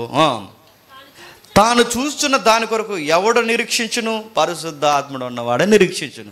తాను కనిపెడుతున్న దాని కొరకు ఎవడు నిరీక్షిస్తాడు? పరిశుద్ధాత్ముడు ఉన్నవాడే కనిపెడతాడు. ఆ రోజు అది వచ్చిన తర్వాత ఇక నిరీక్షణ ఉండదు. నిరీక్షిస్తే ఇంకెవడు నిరీక్షిస్తాడు? ఆ రోజు ఆ నిరీక్షణకి అర్థం లేదు. ఎందుకంటే మనం ఎదురు చూసిన మన దగ్గరికి వచ్చేస్తుంది. అంటూ కిందకి అంటున్నాడు చూడండి, మనం చూడదాని కొరకే నిరీక్షించిన ఎడల ఓపికతో దాని కొరకు కనిపెడుతుంది. దేంతో అట? ఓపికతో దాని కొరకు కనిపెడుతుంది. దాని కొరకు కనిపెడుతుంది. దాని కొరకు అంటే ఏంటి? అక్కడ దాని కొరకు అంటే ఏంటి? ఇప్పుడు ఎవరించానుగా చెప్పండి. పునరుద్ధానము, నిత్యత్వము, ప్రభుతో సహవాసం, దాని కొరకు కనిపెడుతున్నాం. ఇలా కనిపెట్టడానికి ఏముండాలట? ఓపిక ఉండాలి. ప్రభు వస్తున్నాడని ఎన్ని సంవత్సరాలు ఏం చెప్తున్నారు చెప్పండి? 2000 సంవత్సరం చెప్తున్నారు. ఇంకో మాట చెప్పండి, మనం పుట్టిన దగ్గర నుంచి చెప్తున్నారు. నేను అడుగుతున్నాను, ఆయన వస్తున్నాడని చెబుతున్న ఈ మాటకి ఎదురు చూడాలంటే ఏముండాలి? ఓపిక ఉండాలి. 5 నిమిషాల్లో వస్తాను రా అంటాడు, అడు 5 గంటలైనా రాడు. అప్పుడు ఏమవుద్దండి మనకి? పోరా నువ్వు రాకపోతే ఎవరికి కావాలని పోతాం. మనం పోం. ఒక వ్యక్తి ఎదురు చూసినప్పుడు రాకపోతే ఏం చేస్తాం? పోతాం. నిరీక్షణ ఉంటుందా? ఎవడో అంటాడు గంటలో వస్తానని రాడు, 2 గంటలు ఓపుకుంటుంది మనకి, ఇంకెప్పుడు రాకంటాం మనం అను. ఆడు గంటలో వస్తాడు, రాకపోతే మనకు సిరాకు వస్తుంది. ఇక్కడే ఉండి వస్తానని వెళ్ళిపోయాడు, పూట అయిపోయిన రాలేదనుకోండి మనకి తిక్కలేగిస్తుంది, ఇంకెప్పుడు రాకరా నన్ను పిలకంటాం అను. ఓపిక ఉండదు మనకి. ఎవరైనా ఎదురు చూడమని ఓపిక అలాంటిది. గంటలో వస్తానంటే నాకు గంటకి నీకు ఓపిక లేకపోతే, 2 గంటల్లో వస్తాను 2 గంటలకు ఓపిక లేకపోతే, మన పితరుల దగ్గర నేను చెబుతున్నాడు ఆయన వస్తానని. ఈరోజు వస్తాను రేపు వస్తాడు. వస్తానన్న వాడు ఇంకా రాడు. ఈ రానన్న వస్తానన్న ఆయన ఇంకా రాకపోతే ఆ ఎదురు చూడడానికి ఏం కావాలి చెప్పండి? ఓపిక కావాలి. ఆ ఓపిక ఎవరిస్తారు? పాస్టర్ గారు ఎవరిస్తారు చెప్పండి? నీకు నువ్వే ఓర్చుకోవాలనుకుంటే రాదు. ఓర్చుకోవాలనుకుని ఓపికపోద్ది. మనం అనుకుంటే రాదు. ఆ ఓపిక, ఆ ఓర్పు ఎలా వస్తుందంటే దాని కొరకు ఓపికతో కనిపెడుచున్న ఆ ఓపిక ఎవరిస్తారంటే 26లో చెప్తున్నాడు, అటువలే ఆత్మయు మన బలహీనత చూసి అందరూ బలహీనత అనగానే ఏమనుకుంటున్నారంటే నీరసంగా ఉందంటే 2 వారాల నుంచి అది అనుకుంటున్నారు. బలహీనత అంటే నీరసం మోషన్స్ కాదు అమ్మ, చెప్పండి. బలహీనత అనగానే కొంచెం ఏదో లోపల ఏదో కొత్త డిసీజ్ స్టార్ట్ అయిందండి, ఆ బలహీనతలు కాదు. ఇక్కడ బలహీనత అంటే ఎదురు చూడలేకపోతుందని చూసారా, అదో బలహీనత. మనకి నిరీక్షణ కొరకు ఎదురు చూడలేకపోతుంది చూస్తే అదొక బలహీనత, అదొక దరిద్రం. మనకి ఓపికతో కనిపెట్టాం. మనం ఈ జీవితంలో ఏం జరిగితే ఉందండి, ఒక కొత్త జీవితం ఉంది, దాని కొరకు కనిపెడుతున్నాం. ఆ ఎదురు చూపులు ఉండవు. మనకు బలహీనత. దొగ్గితే ఏడుస్తాం, తుమ్మితే ఏడుస్తాం, ప్రతిదానికి ఏడుస్తాం, ప్రతిదానికి భయపడిపోతాం, ప్రతిదానికి చిన్న నొప్పి వస్తే భయపడిపోతాం, రోగం వస్తే భయపడతాం, ఏదైనా జరిగితే ప్రతిదీ బలహీనతే. ఇన్నిటిని నువ్వు జయించాలి అంటే నీకు ఎప్పుడు ధైర్యం వస్తుంది చెప్పండి? వస్తే రాని అంటే రోగం ఇప్పుడు రాకపోతే ఎప్పుడు వస్తుంది? ఈ రోగం వచ్చిన ఒక రోజు నాకు రోగం రాదు. ఎప్పుడు రాదు? నాకు నిత్యత్వంలో రోగం రాదు. అంటే ఇప్పుడున్న ఈ జీవితంలో నీకు ఎక్కడ బట్టి ధైర్యం వస్తుంది చెప్పు? ఒక నిత్యత్వాన్ని బట్టి ధైర్యం వస్తుంది. అప్పులు వచ్చినాయండి, రేపు ఒక జీవితం వస్తుంది, నాకు అప్పే ఉండదు, ఒక ధైర్యం వస్తుంది. ఇప్పుడు నాకు బాధలు ఉన్నాయి, ఒకరోజు బాధలే ఉండవు, ఒకరోజు బాధలు లేని జీవితం వస్తుంది. అంటే ఓపికతో కనిపెట్టం. ఎంతకాలం అది 1 సంవత్సరం అవ్వచ్చు, 2 సంవత్సరాలు అవ్వచ్చు, 60 ఏళ్ళు అవ్వచ్చు, లేదా నీ జీవితం అయిపోవచ్చు. కానీ అప్పటి వరకు ఓ గోలు కొరకు ఓపికతో ఉండాలి. ఆ ఓపిక నీకు ఎవరిస్తారంటే ఆత్మ మన బలహీనతను చూసి. ఇంత భక్తి జరిగి ఎన్ని జరిగిన తర్వాత మనకు అనిపిస్తుంది, ముగించేస్తున్నాను, మనకు అనిపిస్తుంది ఏమనిపిస్తుంది అంటే వస్తాడంటారా ఆయన? డౌట్ చేతుంది, వస్తాడంటారా? ఇంత ఇలా జరుగుతుంది సమాజంలో, వస్తాడంటారా? రాడనిపిస్తుంది నాకు చూస్తుంటే. అయ్యే ఆ పేలాపల మాటలే వద్దు, ఆ గాలి మాటలే వద్దు. మరో మాట అనిపిస్తుంది, ప్రార్థనకి జవాబు ఇవ్వడేంటి? మర్చిపోయాడు అంటారు మమ్మల్ని. 3 రోజులు ఉపవాస కుడుకులు అన్నారు, 3 రోజుల నుంచి ఏం తినలేదు, ఓఆర్ఎస్ ఒకటే తాగాను, రైస్ అంతా మానేశాను. పట్టించుకోడేటి ఆయన? వస్తాడా? పునరుద్ధానం ఇస్తాడా? ఇంకెలాగే ఎదురు చూస్తే ఇంకెలాగే ఎందుకు, సర్లే ఇంక ఏళ్ళ నుంచి ఉపవాసం విరమించుకుందాం, అయ్యే ఆ పేలాపని మాటలు వద్దు. ఎదురు చూడు, ఓపిక తెరుచు. మనకు తెలుసట, మన గురించి పరిశుద్ధాత్మ తెలుసంట, వీళ్ళు ఎక్కువ కాలం ఎదురు చూడలేరు, వీళ్ళు బలహీనులు, వీళ్ళకి ఎదురు చూడడం రాదు, వీళ్ళు ఉండలేరు అని మన బలహీనతలను ఎవరు అర్థం చేసుకుంటారట? ఇప్పుడు చెప్పండి, పరిశుద్ధాత్ముడు ఏం చేస్తాడయ్యా అంటే ప్రభు చెప్పిందే చేస్తాడు. ఏం చెప్పాడు ప్రభు? మీ పేర్లు చెప్పండి జీవ గ్రంథంలో రాయబడ్డాయని ఆనందం. అంటే నిత్యత్వం కొరకు ఆనందించండి. మీరు దేని కొరకు ఆనందించాలంటే మీరు నిత్యత్వానికి అర్హత కలిగారని ఆనందించండి, రేపు పరలోకం వెళ్ళబోతున్నారని ఆనందించండి, పునరుద్ధానం జరగబోతుందని ఆనందించండి, దీని కొరకు ఆనందించండి, మీ పేర్లు రికార్డులో ఉన్నాయని ఆనందించండి. ఈ ఆనందం కొరకే కనిపెట్టాలని మనల్ని అలా చక్కగా తీర్చిదిద్దేది ఎవరంట? పరిశుద్ధాత్ముడే తీర్చిదిద్దాడట. ఇప్పుడు చెప్పండి, నా ప్రార్థనను బట్టి నేను గర్వించకూడదు, నాకు ఇచ్చిన గిఫ్ట్ని బట్టి అంటే వరాన్ని బట్టి నేను గర్వించకూడదు, నేను చేస్తున్న పరిచర్ని బట్టి గర్వించకూడదు. మరి దేన్ని బట్టి నేను ఆనందించాలంటే ఒకరోజు నాకు నిత్యత్వం రాబోతుంది. ఒకరోజు ప్రభు వస్తాడు, నన్ను పునరుద్ధానంలో తిరిగి లేపుతాడు. ఒకరోజు ప్రభు వస్తాడు, తీసుకెళ్ళి ఆయన సహవాసంలో కూర్చోబెడతాడు. మా పేరు ఆల్రెడీ పరిశుద్ధాత్మ చేత మాకు తెలియబడుతుంది, ఆ గ్రంథంలో మా పేర్లు రాయబడ్డాయి. ఇదే మా ఆనందం. ఒకరు పొగిడినా ఆనందంగా అనిపించదు, నలుగురు ఎకరాలు కొనుక్కున్న, 4 ఎకరాలు నేను కొనుక్కున్నా నాకు ఆనందం అనిపించదు. మరి ఏదిరా నీకు ఆనందం అంటే ఆత్మలో పరిపూర్ణత సాధించే కొలది మనకు అనిపించాలి. ఈ ఇల్లు మీద, ఈ వాకిలి మీద, వీటన్నిటి మీద పెద్ద ఆనందం అనిపించదండి. ఏంటో ఎప్పుడు వెళ్ళిపోతానా అని నా మనసు ఎదురు చూస్తుంది. అదే నా ఆనందం. దీన్ని ఇలా ఎవరు ప్రిపేర్ చేస్తారట చెప్పండి? అంటే పరిశుద్ధాత్ముడు ఇన్ని చేస్తాడంటే ఇన్ని చేస్తాడు, కానీ పరిశుద్ధాత్ముడు ఇన్ని చేయడం చెప్పట్లేదు మనకి. నవ్వండి నవ్వండి అన్నారు. అలా చెప్తున్నారు పరిశుద్ధాత్ముడు అంటే. పరిశుద్ధాత్ముడు అంటే ఇదిగో మీకు అనాయింటింగ్ ఇస్తున్నాను, వచ్చే వారం మీకు గొప్ప లోను మీకు శాంక్షన్ అవును గాక అన్నారంట. ఇది కాదు పరిశుద్ధాత్ముడు అంటే. పరిశుద్ధాత్ముడు అంటే నిన్ను లోన్ వస్తుంది, ఇల్లు వస్తుంది, పెళ్ళి అవుతుంది కదా. పరిశుద్ధాత్ముడు అంటే ఒకరోజు ప్రభు వస్తాడు, తమ వరుసల్లో తిరిగి నన్ను లేపుతాడు, తీసుకెళ్ళి నన్ను నిత్యత్వంలో కూర్చోబెడతాడు, నా పేరు చెప్పండి జీవ గ్రంథంలో రాయబడి. ఇది మైండ్లో ఎట్టుకుని మినిస్ట్రీ చేయండి రా అబ్బాయిలు అన్నాడు. ఎవరిని? 70 మంది ఉన్నారుగా. ఇది మాత్రమే మైండ్లో పెట్టుకుని మినిస్ట్రీ చేయండి. ఇది కాకుండా మీరు మినిస్ట్రీ చేశారో మీ మినిస్ట్రీ కాలిపోతుంది. ఇది కాకుండా ఎవరు చేసినా ఒకరోజు మీరు నిలబడలేరు. 70 మందిలో మొత్తం పోయారు. ఎంతమంది మిగిలారు చెప్పండి? 12 మంది మిగిలారు. ఆ ఒక్కడు కూడా పోయాడు. చివరికి ఎంతమంది మిగిలారు చెప్పండి? 11 మంది మిగిలారు. ఎవరు మిగులుతారంటే ఈ లోకం మాకు యోగ్యమైనది కాదు, రాబోతున్న ఒక లోకం ఉందని ఎవరైతే కనిపెడతారో వాళ్ళు క్వాలిటీ మినిస్ట్రీ చేస్తారు, బెస్ట్ మినిస్ట్రీ చేస్తారు. వారి జీవితం చూస్తే మనకు ఇన్స్పిరేషన్గా ఉంటుంది. ఇతరుల కొరకు పాటుపడతారు, కుష్ఠరోగుల దగ్గరకు పోతారు, బాధలు ఉన్న వారి దగ్గర నిలబడతారు, వాళ్ళ భుజాల మీద చేయేస్తారు, వాదారుస్తారు. ఎదుగురా నీ జేబులో ఉన్న డబ్బులను అలా ఖర్చు పెడతావు, ఇతరులకు అలా ఇస్తావు ఏంటంటే దేవుడు నాకు ఇచ్చాడు, ఇతరులకి ఇమ్మనందుకే వాళ్ళ ఏమిలో ఉన్న వారికి నేను తీసి ఇస్తున్నాను. ఇవన్నీ ఎవరు చేస్తారంటే పరిశుద్ధాత్ముడు. అరే రేపు పొద్దున మరి ఇప్పుడు నువ్వు ఎలా ఖర్చు పెడితే రేపు పొద్దున నీ ఫ్యామిలీ ఏంట్రా అంటే ఏమో నాకు తెలియదు, నేను దేవుడిని నమ్ముకున్నాను, దేవుడు నన్ను చూస్తాడు, ఒకరోజు వస్తాడు నన్ను తీసుకెళ్తాడు. 4 రాళ్ళు వెనకాల వేసుకోవాలరా, 2 రాళ్ళు ఖర్చు పెడుతున్నావు ఏంటంటే నా రాయి ఇక్కడ ఉందో లేదో నాకు తెలియదు, కానీ నా బలమైన రాయి చెప్పండి జీవ గ్రంథంలో ఉంటాయి. ఈ థాట్స్ మనం చేసే పనుల్లో కనబడతాయండి. దాచుకుంటున్నావో సంథింగ్, గోధుకు ₹1 అటుకెళ్ళు. దేవుని కొరకు ఖర్చు పెడుతున్నావో జాగ్రత్త, నీ మైండ్ ఎక్కడ లేదు చెప్పండి, అక్కడ ఉంది.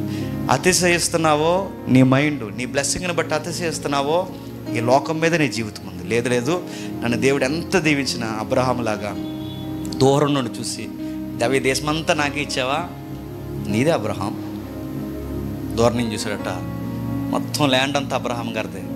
చూసి దూరం నిలబడి హైబ్రిల్లో ఉంది, వందనవచనం చేసి, ల్యాండ్ చాలా బాగుంది ప్రభువా, సారవంతమైన నేల, అయినా ఈ ల్యాండ్ మీద నాకు మనసు లేదు ప్రభువా. అలా వారకపోయి ఆ గుడారం వేసుకుని 4 రోజులు అలా బతికేసి ఒకరోజు చనిపోయిన తర్వాత చెప్పండి ఆ పునాదులు కలిగిన పట్టణం మీద అంటున్నావుగా, ఆ పట్టణం ఈ ప్రభువా చాలు. నాకు ఈ దేశం మీద నాకు అస్సలు చెప్పండి మనసు. అది ఆత్మ ఉన్న వాళ్ళ కార్యాలు. నెక్స్ట్ వాళ్ళ అబ్బాయికి ఇచ్చేశారు ఇస్సాక్ గారికి. ఇస్సాక్ గారు కూడా చూశారు, దూరం నుంచి చూశాడు. మా నాన్న ఎలా బతికాడు? ఈ ల్యాండ్ కోసం బతకలేదు, మా నాన్న రాబోతున్న పునాదులు గల పట్టణం కొరకు బతికాడు. వాళ్ళ దూరం నుంచి చూశారు. ఇస్సాక్ గారు కూడా సేమ్ వందనం వచ్చినని చెప్పాడు, ప్రభువా మమ్మల్ని ఎంత బ్లెస్ చేసావు, ఎంత ల్యాండ్ మాకు ఇచ్చావు, అయినా ఈ ల్యాండ్ మీద మాకు మనసు లేదు ప్రభు. ఒక రోజు వచ్చేస్తాం, అక్కడ ఉంటాం, ఆ పునాదులు కలిగిన పట్టణం మాకు అది చాలు. మాకు నిత్యత్వం మీదే మనసు ఉంది. మా పేర్లు నీ దగ్గర ఉన్నాయి చూసావా, అదే మాకు మనసు ఉంది తప్ప నువ్వు ఇచ్చిన వాటి మీద కూడా మాకు చెప్పండి మనసు లేదు. ఇదండి భక్తి అంటే. దేవుడు ఇచ్చే వాటిని బట్టి మనం దేవుడిని ప్రేమించకూడదు. ఆయన ఇచ్చిన ఏం మనకిచ్చినా, నాకు బిడ్డలను ఇచ్చావా, వెరీ గుడ్ ప్రభు, మా అమ్మాయి చాలా బాగుంది, మా అబ్బాయి చాలా బాగున్నాడు, మా చిన్న కూతురు ఇంకా బాగుంది, అయితే వీళ్ళ మీద నాకు అంత మనసు లేదు ప్రభు. నీ సేవ, పరిచర్య, నీ సేవలో రాలిపోవడం, నీ సేవలో తిరగడం, దీని మీద ఉంది ప్రభు మనసు అంతా. ఓ రోజు నా బిడ్డలు ఎదిగి ఇంజనీరింగు, నా బిడ్డలు ఎదిగిన తర్వాత డాక్టర్లు అవుతారో తర్వాత విషయం, కానీ వాడు ఏమైనా వాడు ఒకలాగా వెళ్ళిపోవాలి ప్రభు. నీ సేవలో, నీ పరిశుద్ధతలో వాడు నిరీక్షణ కలిగి నీ సేవలో చచ్చిపోయినా నాకు ఆనందం ప్రభు. ఒక అన్న వస్తాడండి, సెమినార్లో పరిచయం చేస్తాను ఆయన్ని. ఎప్పుడు ఏం మాట్లాడతారో తెలుసైనా, అన్న నా బిడ్డలు ఏదో, ఆయన ఆల్రెడీ పెద్ద డాక్టర్లు అండి, నా బిడ్డలు ఏదో అయిపోవాలని లేదు, కానీ నా బిడ్డలు దేవుని సేవలో అతసాక్షులు అయిపోవాలని నా కోరికన్నా, నా బిడ్డలు అతసాక్షులుగా చచ్చిపోవాలని ఎప్పుడు ఎవడైనా చేసుకుంటాడండి అలా ప్రార్థన? సేవలో నా బిడ్డలను ఎవరొకరు చంపేయాలని ఎవరైనా కోరుకుంటారండి? అతసాక్షులుగా సువార్త చచ్చిపోవాలి. అరే ఇలాంటి మాటలు ఎవరికి వస్తాయంటే నీలాంటి వాడు నాలాంటి వాడికి రావు చెప్పండి. పరిశుద్ధాత్ముడి అభిషేకం ఉన్న వాళ్ళకు వస్తాయి. మనం అందరం ఏం చేస్తాం తెలుసా, వస్తాము, ఒక గంట వింటాము, చెప్పారులే ఏదో 12వ భాగం అని వెళ్ళిపోతాం అంతే. మరి ఎవడరా కమిట్మెంట్ ఇచ్చేదంటే అందరికి పనిచేయడండి పరిశుద్ధాత్ముడు. ఎవరో ఒకరు ఉంటారు ఇక్కడ, ఆ ఒక్కడికి బలంగా కుదురుతాయి ఈ మాటలు.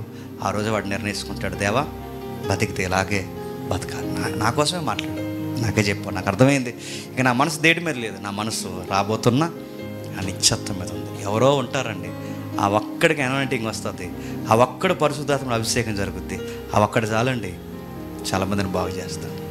అలాంటి వారు మన సంఘంలో ఎదగాలి, ఆత్మాభిషేకం పొందుకోవాలి. ప్రార్థన చేసుకుంటాం. మోకాలు వేయగలిగిన వారు మోకాలు వేయండి, మోకాలు వేయలేని వారు ఏకీవించండి. మిగిలిన కార్యాన్ని తమ్ముడు నడిపిస్తాడు.